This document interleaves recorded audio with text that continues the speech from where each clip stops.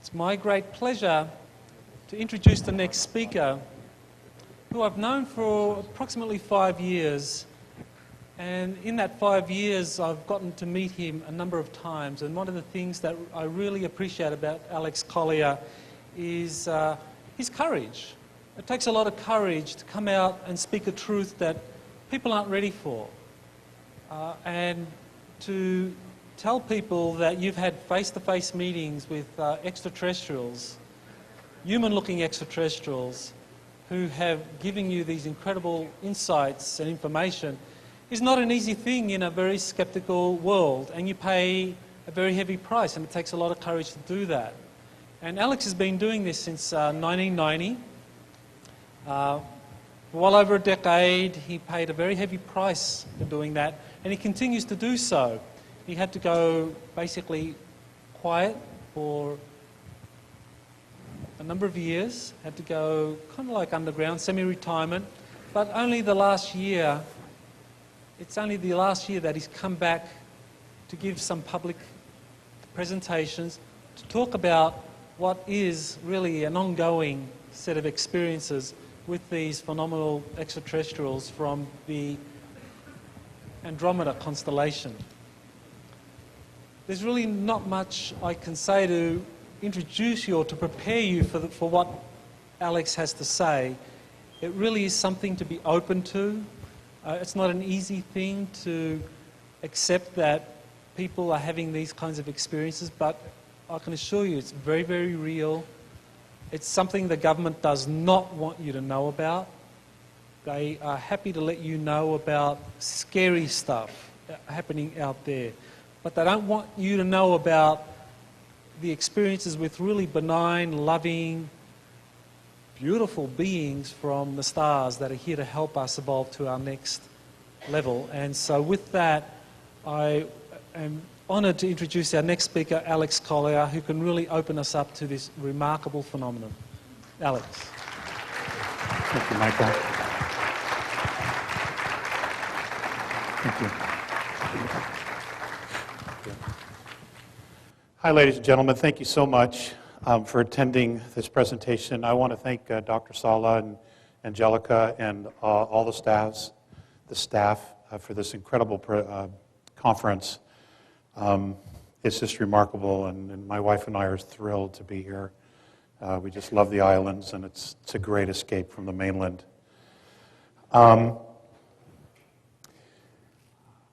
What I don't want to do today is go into a lot of background. There is more than enough information out there. I know if you just type in my name, some things will come up, okay, both pro and con. And I would just encourage you to research it and make up your own mind. What I want to do, though, is I want to just get right into it. I'm traditionally a very slow starter in a talk, and I want to avoid that.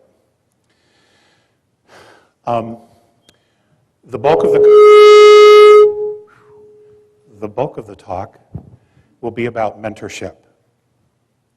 I want to spend about 15, 20 minutes just kind of bringing you up to speed with things that are going on in the world.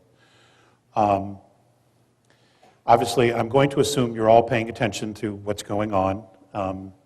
The world politically is changing dramatically. We are moving towards a fascist world government. Individual liberties and rights are disappearing all the time. In fact, here in the United States, the only reason we have a Bill of Rights is because of the Second Amendment, because they haven't figured out how to get the guns. The Constitution is essentially gone. They're doing whatever they want, whenever they want, regardless of the boundaries and the chains that the Constitution limited them to.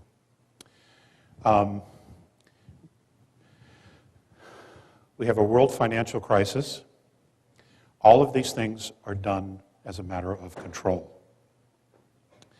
And essentially what we have is we've had a global government for some time, actually, but now they're just becoming more and more overt about it because they feel so confident that they have everybody exactly where they want them.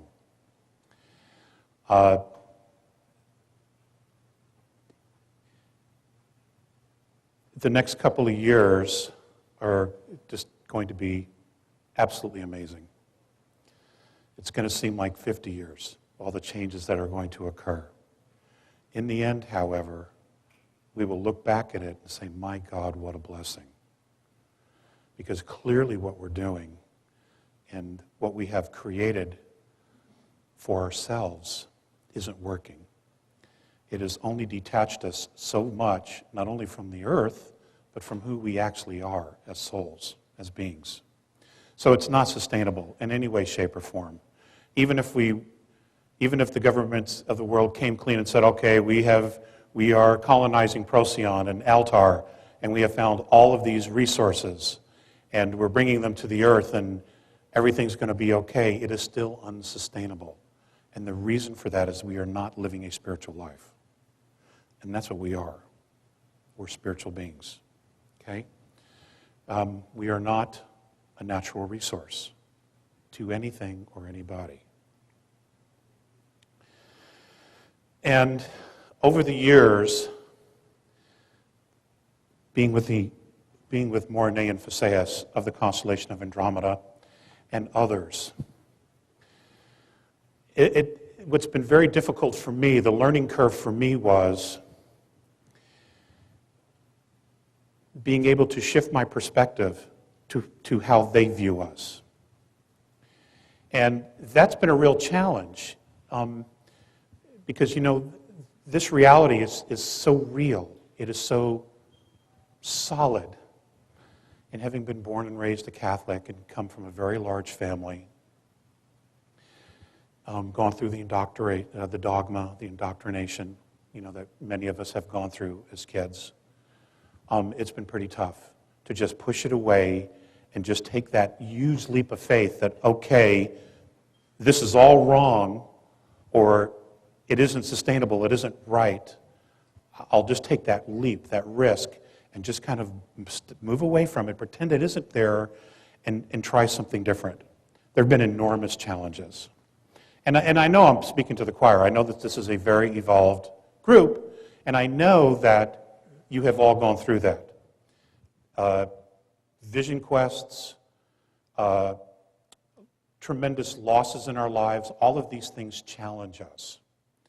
And those events help define who we are and who we've become.